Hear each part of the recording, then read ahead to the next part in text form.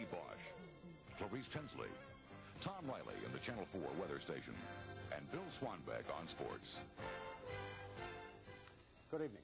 Last week it was Reagan. Tonight it is Gates. Another Washington career suffers a setback because of the Iran-Contra scandal. And there's more. Former Senator John Tower could be on top of the deck when the shuffle is over to find a new nominee for the director of the CIA. Today, Deputy Director Robert Gates' nomination for the agency's top job was withdrawn.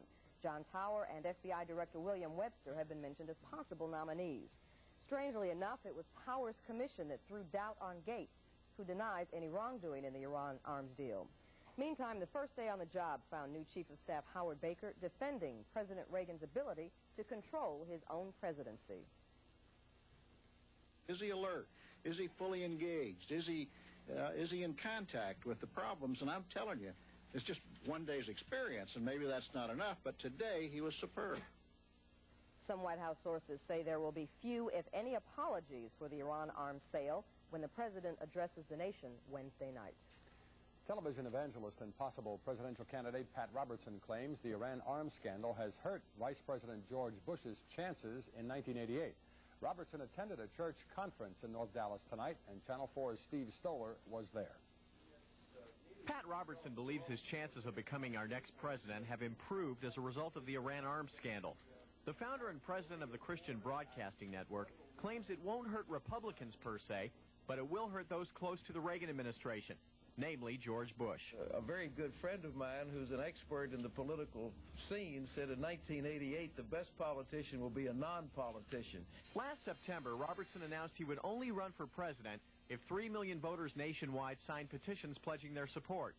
The evangelist says that goal is very close to becoming reality. I would think that we would have 3 million by June, at which time I would become a candidate for the Republican nomination for the presidency of the United States. Robertson claims more and more people across the country are taking his presidential campaign seriously. But even some of his supporters say he has little chance of winning. As far as winning the Republican nomination, I think he's got too tough of a battle in front of him in order to win that. Robertson believes President Reagan will come out of his current struggle with the arms scandal riding high. He claims Reagan's first step toward recovery was the removal of Donald Regan as chief of staff. I wouldn't have sold a cap pistol to those people myself. But having done that, if it was an honest mistake, let's say it's an honest mistake and let's get on with government. In the wake of a surprisingly strong showing at the GOP convention in Michigan, Robertson is confident. When asked about Robert Dole entering the race, Robertson said, "I'd be delighted. He'll make a great majority leader in 1988. Steve Stoller, Channel 4 News. Two Texas mayors met with President Reagan today, and both men are from the Dallas-Fort Worth area. They were among 20 mayors from American cities who took their municipal concerns about national affairs to the White House. Fort Worth Mayor Bob Boland took part in the meeting, which included the topics of mass transit, energy, economic development, and taxes. Farmers Branch Mayor John Dodd was the other Texan in the meeting. He had this on his mind. The particular question I asked him directly was, what's the role of small business in America? He said small business has brought us to the point where we have low inflation and low interest rates, and it's going to be small business that helps us in our international competitiveness too. Mayors Dodd and Boland said they were impressed by President Reagan's awareness of and concern for the issues raised during the meeting. The economy is still causing concern among Texans, politicians, and voters alike. House Speaker Gib Lewis of Fort Worth is in Washington right now, leading the fight for a new high-tech project, a project that could produce a lot of jobs for the state that wins. Channel 4's Richard Ray has the latest on that. Beneath a 4-mile circular plot of prairie west of Chicago lies the world's largest superconductor super collider, a donut-shaped tunnel packed with electromagnets that allows scientists to shoot beams of protons at each other and to probe the substructure of matter. In lay terms, it's an atom smasher. But the super collider now being discussed would be 20 times as powerful, 52 miles around, a project estimated to cost $4.5 billion and take 9 years to build. One that would mean 3,000 permanent jobs with a yearly budget of $270 million. Washington won't formally choose a site until January 1989, but already the competition is fierce. The present site in Illinois and one in California are said to offer Texas its stiffest competition. 6 sites are under consideration here, including one south of Dallas near Waxahachie. There are going to be some fundamental questions about whether we're willing to make the sacrifice needed to get it. And those fundamental questions we're going to demand that our whole community be behind this project. Highland Lyon of the North Texas Commission says it could cost Texas $500 million to win the project in land costs, subsidized power and water rates, other incentives. Well, the question here is whether you want to put Texas on the map in science and technology. The Super Collider represents the largest scientific investment since the space program, and consider what NASA's done for the cities in which it's located. Physicists believe with a bigger and more powerful collider, they can unlock secrets of the universe, make breakthroughs for the 21st century. The winner of the location sweepstakes will become a worldwide scientific center. Richard Ray, Channel 4 News. Officials at the Bulk Mail Center in Dallas have come up with a new plan to increase production and cut costs. But, as Channel 4's Sue Keenan tells us, hundreds of postal clerks believe the new plan leaves them paying the price. From the top of the morning through the thick of the night, the Dallas Bulk Mail Center's postal clerks have always been there to sort and send packages on their way. But that's about to change. Management has determined more work can be done in less time, and as of June, the daytime shift will be eliminated. No one's going to be lost. No jobs will be lost whatsoever. The best that I'd hope would come out of this is that we would be able to process mail in 16 hours that we're processing in 24 hours. However, hundreds of clerks who've earned the seniority of working the convenient day shifts will now have to shift gears. The morale is not very good. They're going to change the hours. Yes, it's disrupting our lives and everybody I've talked to. Majority of the people that I have talked to have small kids and do not have babysitters who are willing to come in and watch their kids at 10 o'clock at night. For the Leslies, who are avid bowlers, the shift change will force them to give up their favorite pastime, league bowling. For others, they say the price will be much higher. The answer is to leave a day shift for people who are unable to work nights without upsetting their household. But management at the Bulk Mail Center is already convinced the shift change provides the answer to their problem of how to increase efficiency and lower costs by 30%. They say if workers can propose a plan to keep the day shift while also keeping costs down, they'll be willing to listen. Sue Keenan, Channel 4 News.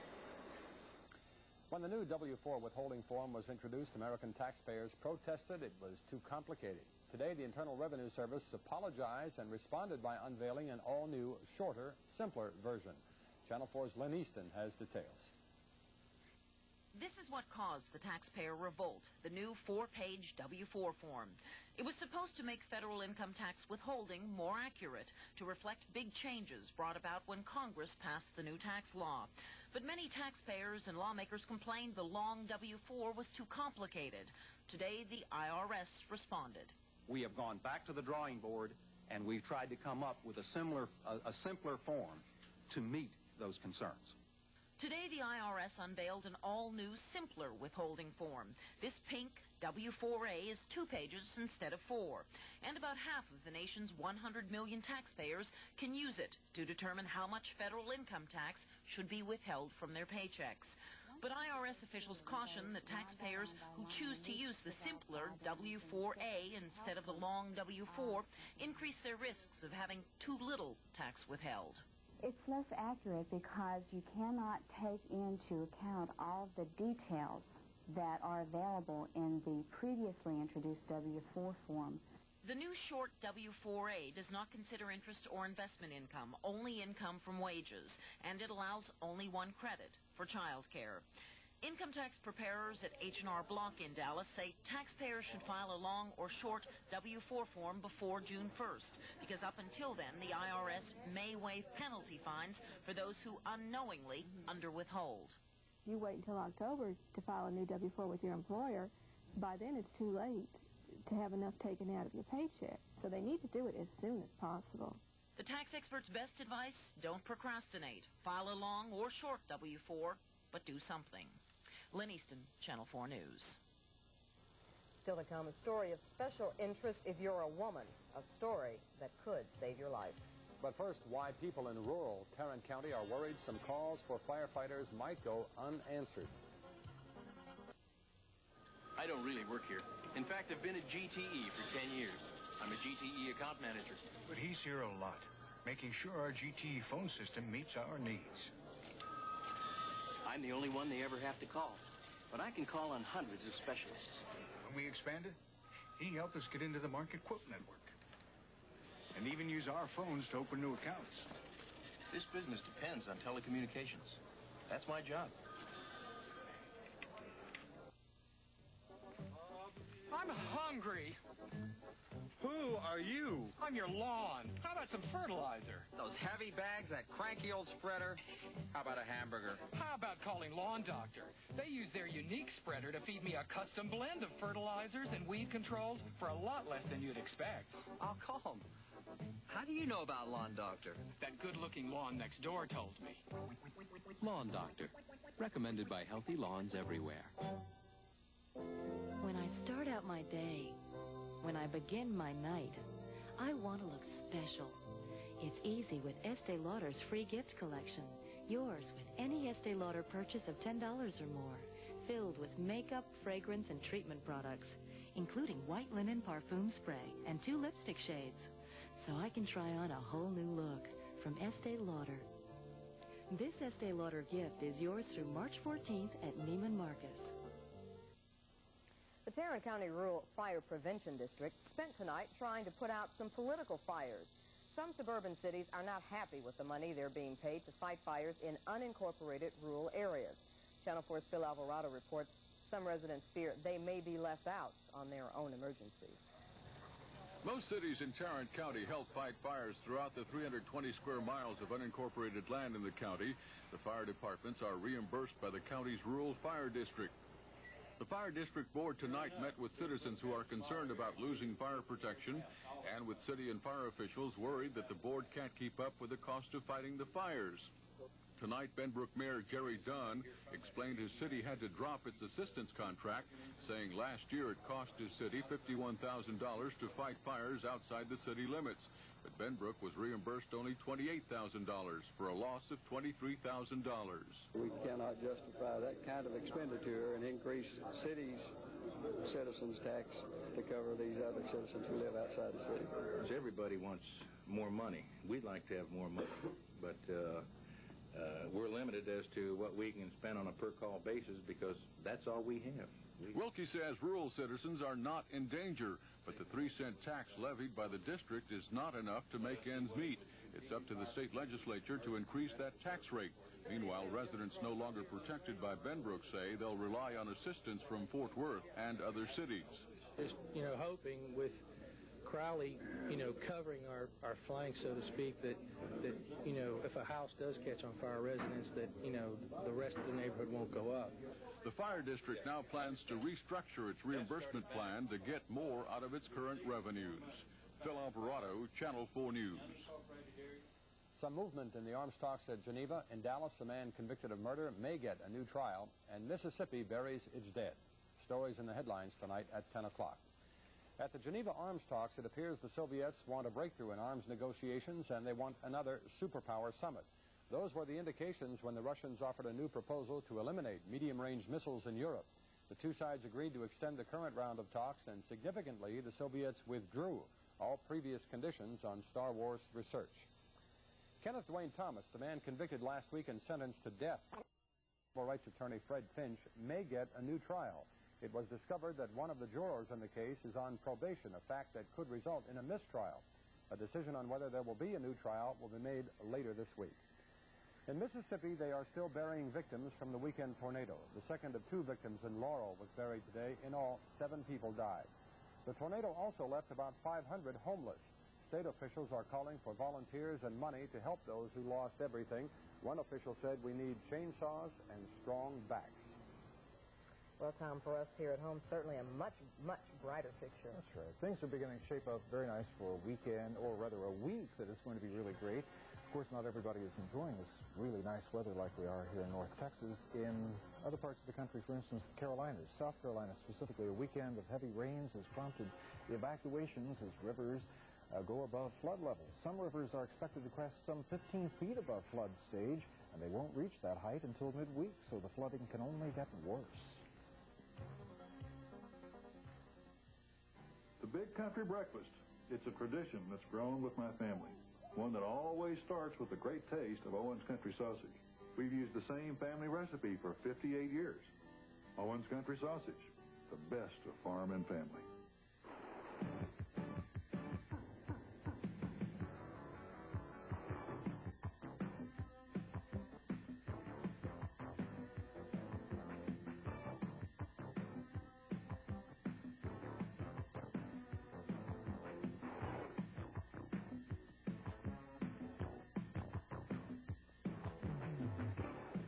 Sports that affect you on Sports Scene with Paul Crane, Saturday at 6:30 on Channel 4.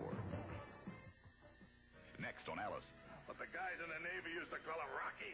Well, hi there, Rocky. The guys in the Navy call me Hot Cargo. Hi, I'm Vera. Pleased to meet you. Help Rocky unload. Okay. He's going to bunk in the storeroom.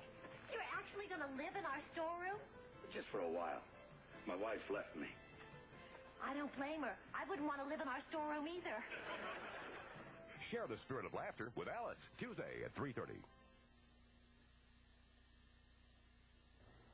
Temperatures exceeded normal levels today, and we're going to be seeing more of that throughout the rest of this week. So, local conditions right now show a nice balmy weather trend of about 49 degrees currently. Barometer reading 30.20 and rising. Humidity at 56%. The winds coming in from the northeast at 6 miles per hour. Today's high reached 64 degrees, the overnight low 33.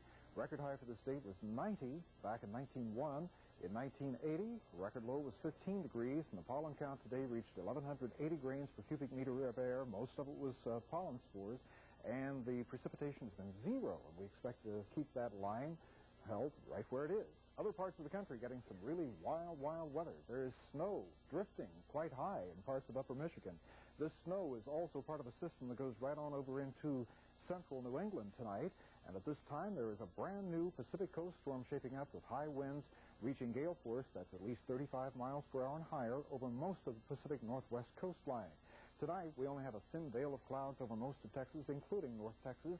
The exception being this part of the western part of the state. It's beginning to pick up a little bit more cloudiness. They're getting a little thicker, too. That's because the low pressure has moved in. More and more moisture is being pulled inland from the Gulf through the valley.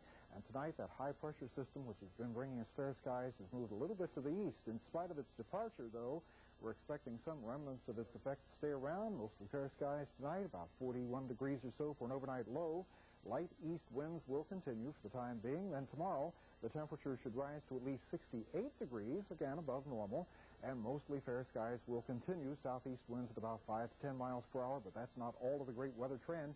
In the extended part of the forecast, look for some really warm weather. Not record breakers yet, but at least 75 degrees by Friday.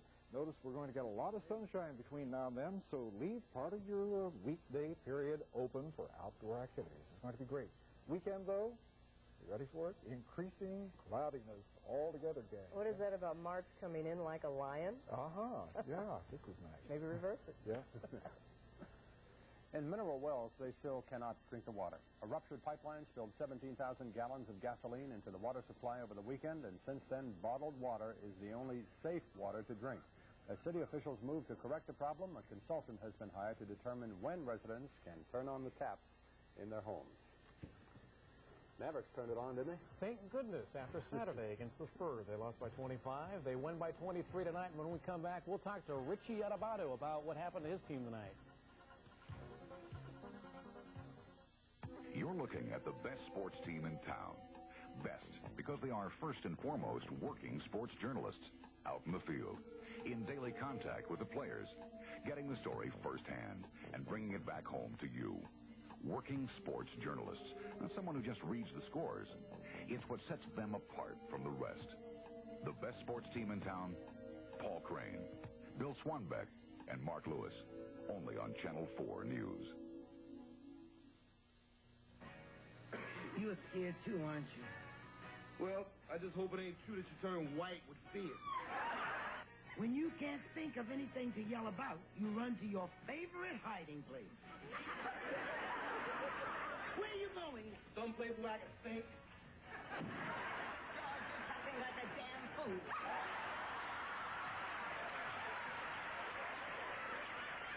Share the spirit of laughter with the Jeffersons, Tuesday at 4.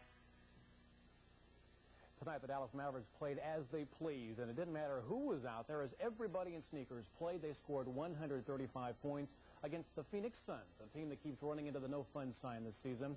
With us now live is the man who was brought on to stress defense with the Mavericks, assistant coach Richie Adubato. And, Coach, when you have a laugher like you had tonight, the game gets out of hand early.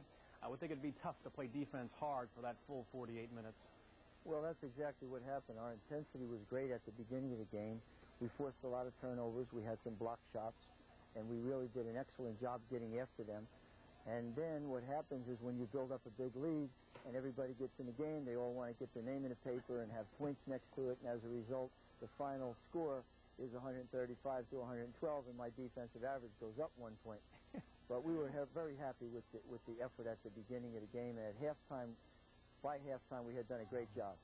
Coach, a key matchup, of course, when you play Phoenix has to be who guards Larry Nance, and I noticed you had Mark Aguirre and him tonight. Some thoughts on that matchup? Well, I think of tonight, Rolando Black, Walter Davis very, very well, made him take difficult shots. Mark Aguirre, who's very physical on defense when he wants to be, did an excellent job on Nance, bodied him out and kept him out of the area that he wanted to be in as the game went on. And, Coach, as we all know, even when you play great defense, bad things can happen. Watch Brad Davis here. He gets scored on by Jeff Hornacek of the Suns, and later on here, Roy Tarpley with some nice defense. Some thoughts on how the rookie is playing? Well, the rookie, Roy Tarpley, has been a big factor in our defense because he's an excellent shot blocker. He jams the middle. He's an intimidator inside, and he has great reflexes on the defensive end of the floor. Great ooper here. Bad defense by the Suns. Your final 135-112. Dallas wins it tonight. Coach, one more quick question here. A month to go before the playoffs. How far are these guys away from playing great defense?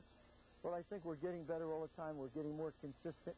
And if we get more shot blocking with James Donaldson and Roy Tarpley and Bill Wennington and Sam Perkins, I think that by playoff time, they'll be a factor inside and we'll make people beat us from the perimeter rather than driving the lane on us. Okay, Coach, thanks for stopping by. And keep that score down Wednesday against Denver, okay? Sure will. Okay, great. Let's take a look at some scores now. Houston beat San Antonio tonight 105-100. Atlanta bombed Washington 121-99. And for the Colonial title, Navy beat Wilmington 53-50. Imagine taking the NCAA to court on the basis that the death penalty that SMU got last week is unconstitutional. Well, a group of SMU alums are planning on doing just that. Today, we learned from a member of this effort that they plan on filing a $250 million class action suit against the NCAA later this week right here in Dallas. Depriving SMU students and boosters to watch the team play and the economic impact on the school and area are points they plan to bring out in the suit.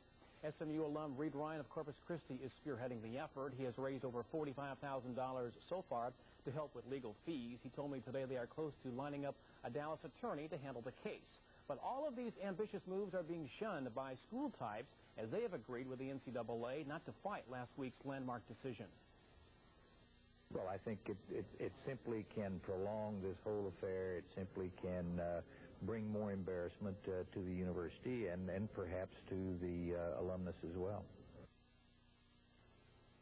And because of SMU's death penalty, some schools have an open date to fill, and today TCU hooked up with Boston College. The Horned Frogs will play up there September 5th. Finally, Texas Tech is holding a press conference tomorrow at 5:30 to announce any sanctions the NCAA has in store for that football program.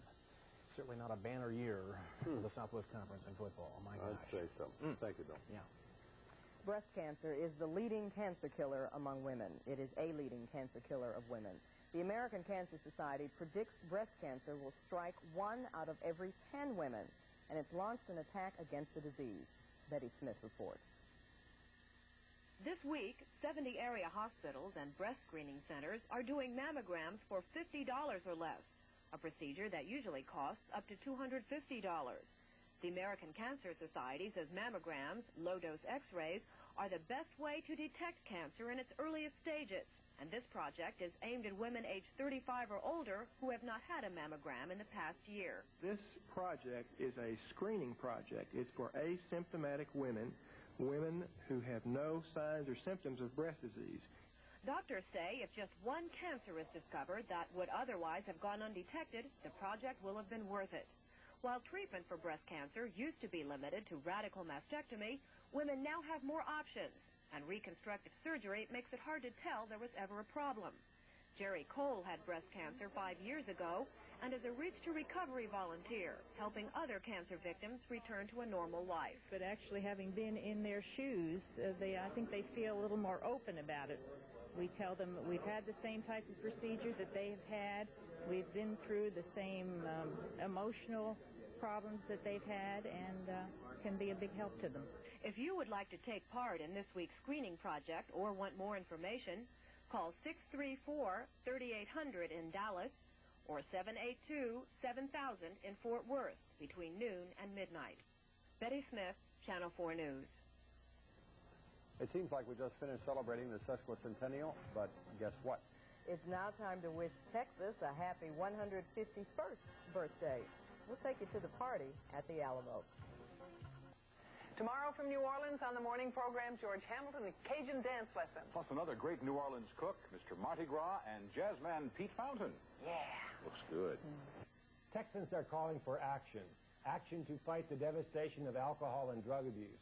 Citizens in the Dallas area are demanding that new laws be enacted, stiffer penalties be enforced, and anti-drug campaigns be waged nationwide.